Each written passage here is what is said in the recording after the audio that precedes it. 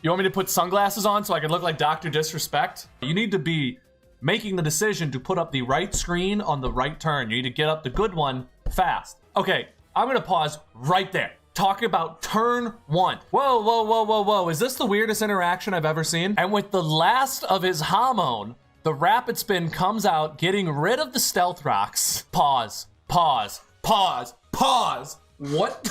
A live matchup. He's sort of been forked here in a way. Welcome back to the Zygarde week, the crossover matchup where you play your mirror match, your equal in the other division. And our first match this week actually belongs to me. So I'm playing against David here, who has led Grimmsnarl every single week so far, if I'm not mistaken. So I led with my Dark type. If you don't know, Dark type makes you immune to Prankster. And that exactly is what happens. He tries to use his Prankster ability on me, and I'm immune to it. And so I'm able to set up my substitute. And from there, it's off to the races. I start boosting. I start speed boosting. I start nasty plotting all the way to max. And my plan has pretty much gone perfect. He's still taunting me. This is why we do the crossover matchups. Because I'm a bully and I like to put people in their place. No, it's good to play against people who are better than you from time to time. To see just, you know, where you stand and where your mistakes are. You know, I was very easily able to take advantage over his habits. And I must be honest, I'm very impressed that he's able to like break these sweeps. You want me to put sunglasses on so I can look like Dr. Disrespect? All I have is like goggles, like snowboarding goggles. You want me to stream with these? I'll do the rest of this match with them. So I'll be honest, I was impressed he was able to stop the sweep. I usually shit talk the Focus Sash Cloyster, but he used it. He survived the Fiery Wraith, and then he was able to Icicle Spear down the Moltres Galar. He stopped the sweep, and then I bring in my Choice Scarf Arctozolt, which pretty much KOs, but again, he's got double Focus Sash on this team. Who the fuck runs that? I wasn't expecting that. And he gets a Swords Dance, the weak armor triggers, and he gets the Bitter Blade recovery. And honestly, I'm sweating at this point. I wasn't sure what to do. Expecting another Bitter Blade, I used my Terra Fire just to resist it and prevent like some healing that he would be able to do. But originally, the Terra Fire design was to make it to be able to switch in on Melmetal, resisting Double Iron Bash, and being able to Intimidate drop it made Hitmontop a very good Melmetal switch in. Now Aerodactyl comes out, and once again, I'm kind of sweating. I could have Mach Punched there, and if I Mach Punched the second turn as well, I probably would have KO'd. But I didn't think he would go for the Dragon Dance there. Like, if I had close combated, he probably would have died. Either way, I put the Metagross in, and at this point in the game, I'm sweating. I'm not sure if a Dragon Danced Earthquake is going to KO my Metagross, and if it does, I probably lose. I probably lost the game. I would have had to have done some Intimidate, shuffling nonsense using Hitmontop. But luckily, Mega Metagross is very tanky. It was able to survive and KO with the Meteor Mash. And then we just start Meteor Mashing to the rest of the team. And then I get my attack boost, which I used a Hammer Arm, doing 97%, which is a shocking amount of damage. Now, if you wanna tee off on mistakes here, he should have reflected there instead of light screening. And again, I think that's just newbie mistakes. He wasn't sure what kind of damage I had on my team. If you look at my team, you see 3 physical attackers and 1 special attacker. So the move probably would have been to set up a reflect, especially because I had a physical attacker on the field. But you know, you live and you learn. Don't just set up your screens randomly. Don't go, whatever, I'm getting my screens up. I'll put up a light screen. I'll put up a reflect the next turn. No, you need to be making the decision to put up the right screen on the right turn. You need to get up the good one fast. And the good one's going to depend on whatever situation you're in. You have to analyze the field and what your opponent has to make these decisions. So Melmetal does end up getting the KO, so I don't get the 4-0 differential. It ends up being 3-0 as Hitmontop is able to clean up with a Mach Punch. Easy peasy lemon squeezy. Here we have our number 2 versus our number 2 player. This is Tylord, coach of the Sinister Six, versus the Wonder of You, coach of Your Miraculous Love. It is 2 very slow teams, I would say, with the exception of the Volcarona and the Marshadow. So if he tries to set up a trick room in front of something like a Mega Ampharos, a Feraligatr, or even a Rhyperior, that could be bad news bears for him. Let's see how this plays out. So first off, we see a Drapion lead versus the Quagsire, who ends up laying the taunt. Okay, I'm going to pause right there. Talk about turn 1. This is like the 4th week in a row that Riley has been taunted, and I think he needs to just start not leading with Stealth Rocks or something like that. Because he gets taunted every single week. Everybody sees this stall team, and they start bringing taunt. So the taunt goes down, the Stealth Rocks get prevented as he switches into the Clodsire, which is more of the same thing. Is that an offensive Clodsire? Is this one not going to get taunted? Anyways, it loses its heavy-duty boots, which is a problem. And it gets taunted again. And look, he tried to just set up more. He tried to set up more entry hazards. It just gets taunted again. Does he get taunted again? No, he actually properly Earthquakes this time, doing more than 50%. You see, he should have just been trying to Earthquake this thing right away. As the Terra Bug gets revealed, resisting it, now his damage is not doing much. But because the Drapion has... Oh wow, Riley's thinking exactly what I was thinking. Because the Drapion has made himself a bug type, he is weak to a Marowak sweep now, so he needs to be very careful. He ends up switching in on a knockoff, losing his thick club, goes Terra Fire, knockoff, still KOs. What is the speed there? Wow, Drapion has a 317 speed versus max 207 Marowak. I didn't realize Drapion was so fast. Quagsire gets taunted again, starts ripping Earthquakes again. Yeah, this is GG, I think. This team just doesn't have the stall potential that Riley's teams in the past have had. And it doesn't have the offensive potential either.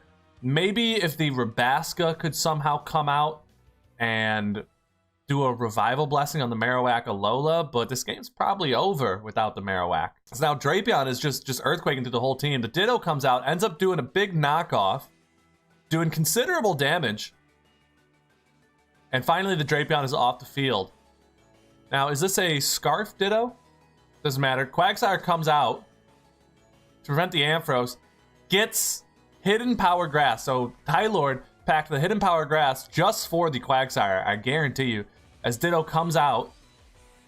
Okay, was that not Hidden Power Grass? Whoa, whoa, whoa, whoa, whoa. Is this the weirdest interaction I've ever seen? Okay, hang with me, guys. Quagsire is only weak to grass. So Ampharos' Hidden Power was Hidden Power Grass. Then Ditto comes out, copies it, and also uses Hidden Power. But suddenly it's super effective on Ampharos, meaning it's not Hidden Power Grass? Does Hidden Power go off the IVs of the Ditto? Wow, that's interesting. That has to be what's going on there, right? That's cool. I didn't know it worked like that. As Ice Punch comes out, KOs the Ditto. Rabaska comes in, probably just gets O-Code. Liquidation. Revival Blessing, who does he save? Brings back out the Ditto. 9% left. Is it the Choice Scarf Ditto? Gets Aqua Jetted. Rabaska comes out again. Wow. Wow, wow, wow, wow, wow. So here we are. Dugio, I've expressed my opinions on many times. Hazy here has a very interesting team that, depending on the way he comps it, can look very threatening or very non-threatening from week to week. This week, he's brought the Grookey, which is certified approved gamer Pokemon. The Dugio leads with the Screens Azelf as Elijah tries to do a Magma Storm taunt trapping set, but it just ends up U-turning out of it. Into the Annihilate, who does get Toxicked, which is very good. Now we see that the Annihilate gets the KO on the Heatran, but now that the Toxic is down, this Annihilate is on a timer, which is, you know, best case scenario. Best case scenario for Hazy. Because Annihilate's Rage Fist can only get boosted so high when he's taking that toxic chip damage. In comes the Latias, which starts Calm Minding. I think that's a mistake. I think you need to like Shadow Ball or do whatever it is you can and start KOing. But he does manage to tank a single Rage Fist, but can't KO with the +1 Draco Meteor. Do we know the item on that Latias? We don't. Ugh. It's tough to watch. Stealth Rocks go up. Rage Fist, you know, even stronger now after that Draco Meteor, but still not doing even 50% of the Gliscor. The Toxic Orb goes up, the healing starts happening, and then he just leaves his Gliscor in to get Icicle Crashed by Darmanitan, I guess. If I'm Hazy in this situation, I'm making a hard switch into my T-Tar. A hard switch. So the Sand goes up, Rock Blast gets revealed. I think he made the right switch going into the T-Tar. I think it's safe to assume either the Darmanitan is Guerrilla Tactics and is locked into that Ice move, or it's simply not even carrying a fighting type attack. U-Turn comes out doing a big chip to the T-Tar. Aegislash hits the field. You know, the T-Tar is honestly just a huge problem. It's a huge problem for our player Dugio here. You know, a fighting type attack would KO the Darmanitan and the Darkrai. And then Crunch goes through the rest of the team, as well as a fighting type attack. It's the Absol. Like, the coverage to beat Dugio is so easy, and Tyranitar packs all of it. And so I think, honestly, he could have won. I think if Hazy had brought, like, a Dragon Dance Tyranitar set, this week would have been wrapped up with just that. But instead, Darmanitan is going off, and it's just Icicle crashing through the whole team. It's tragic to watch. The Icicle Crash misses as the Terra Grass Grass Knot is revealed. What can Thwacky do? Is it an Ice Beam? Ice Beam Darkrai. Never in my years have I seen this. Yeah, so there goes a whole match with no dark move on a T-Tar on a team with like 4 Dark Weeks. Okay. Yep, you live and you learn. Our final match of this evening is Goof Meek versus Matt Way. Goof Meek has had a bad season so far. He is in our blue division, our beginner division, while Matt Way is not having a good season either in our more advanced division. Now, Goof, on the other hand, has made a full team recomposition, trading away 4 Pokemon and picking up 4 Pokemon. The Chi-Yu is new. The Slitherwing is new. The Regieleki is new. I believe the only new Pokemon that has not made an appearance this week for him is the Swampert. He didn't make a Swampert appearance. Matt Way, on the other hand here, we'll switch sides so you can take a look at his team, was in our advanced division last season and pretty much swept the entire division. I believe they had 1 or 2 losses, and they were during crossover weeks. So they got promoted for that. And here we are seeing, you know, that maybe they're not absolutely cut from the cloth, or maybe they still have a lot to learn. But either way, both players have a lot to prove. One player trying to prove that they belong in the division they are in, while the other player is trying to prove that, hey, it was my team's fault, not my gameplay's fault. So let's see how this match goes. We get a Torkoal lead versus the Rotom. Many players would be afraid of this Rotom, but I wouldn't, because the Sun cuts those water type attacks in half, and I would be punished because the Trick comes out, giving a Choice Scarf to the Torkoal. Now both players end up making a switch into the Venusaur, as Goof Meek decides to go into the Chi-Yu and try and smack the Venusaur, but Matt Way sees it coming, places a substitute. Goof Meek decides to boost in front of it and gets a Nasty Plot off, while Matt just Toxics it, and I think Goof Meek realizes he's in a position to get sub-stalled out and switches out. But all that ends up doing is letting Earth Power get spread around, letting this Toxic get spread around, and it's all around a bad position. Goof Meek is definitely not in the driver's seat. Matt is running away with the game at this point. But the Chi-Yu is in, and the Sun is up. And not a lot of Pokemon want to take a Chi-Yu Sun-boosted move. As the Ting-Lu comes in to try and stop the sweep, only taking 9% from Dark Pulse. That is incredible. Slitherwing out here ends up KOing the Ting-Lu with a close combat. See, people sleep on the Slitherwing. They look at the Iron Moth, they look at Volcarona, and see them as the superior versions of Volcarona, but this thing has a crazy attack stat, and Bug Fighting is pretty good typing defensively. Torkoal barely able to survive on top of the Stealth Rocks. 1% after the Toxic. Trick Room goes up, Hatterene switches out, and with the last of his Hamon, the Rapid Spin comes out, getting rid of the Stealth Rocks. As we get a double feint. Both players pick a Pokemon to lead. Pause. What? Okay, I'm not going to pretend like I didn't know what was about to happen. I did watch this match live. What Matt Therian just did is magic powder the Chi-Yu. Now, some of you who aren't paying close attention are probably looking at this and saying, whoa, Chi-Yu is a psychic type. Did he just Terra Psychic the Chi-Yu? I thought that was illegal in this league. You would be correct. But that's not what happened. Magic Powder is a move that makes the opponent a psychic type. Now, why would you make a psychic type Chi-Yu your opponent? Well, because when the flamethrower gets ripped and it faints, you can then switch into your Chien Pao, and any psychic a psychic type Pokemon is getting removed. It either has to switch and he gets a KO on something other than maybe the Mawile, and it's incredible tech. But what the keen eye is noticing right now is that Trick Room is up and Chi-Yu is the slower Pokemon. Does Matt Way notice? No. Matt Way did not notice. They thought the Trick Room had ended as Chi-Yu simply KOs Matt's ace. Chi-Yu easily removing the thick, fat Venusaur. What was that? Dying to Toxic, and then Regieleki versus the Empoleon. Wild Charge. Interesting. You usually see special attacking Regielekis. And just like that, Goof Meek proves himself, getting his first win of the season. A disgusting 4-0 versus the Advanced League Matt Way. All right, here we go. Okay. A live matchup.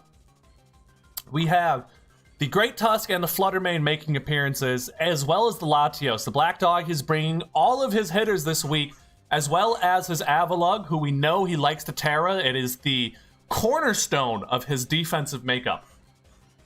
Now, speaking of his hitters, I have forgotten, that Pinsir's not just a Pinsir, people. Ladies and gentlemen, we're talking about a Mega Pinsir. So a Scarf Magnezone is interesting, maybe a Roar Avalugg. I'm loving Pinsir. I'm loving Pinsir this week. So we end up getting a Great Tusk versus Metagross lead. I would be tempted to go Hawlucha in this situation if I'm Meek Mills. He is not able to handle these Earthquakes very eloquently, as the Headlong Rush gets met with a Focus Sash from the Metagross. The Stealth Rocks go up. Now, I don't see very much removal on the Black Dog's team. I know Avalugg can Rapid Spin. I know Latios can Defog. So actually, I'll eat crow there. He totally has tons of removal to be able to get those Stealth Rocks off. I think Sash leads are a mistake when you have an opponent capable of removing hazards so well. He ends up getting a Bullet Punch, doing 23% damage to the Great Tusk. Some Chip and some Rocks up, but he's down 5-6. I don't love that. Now, if I'm him, I'm probably just going... I mean, the way he's acting, that could well be a Scarf Tusk, which would be insane. But he is just clicking the same move, too.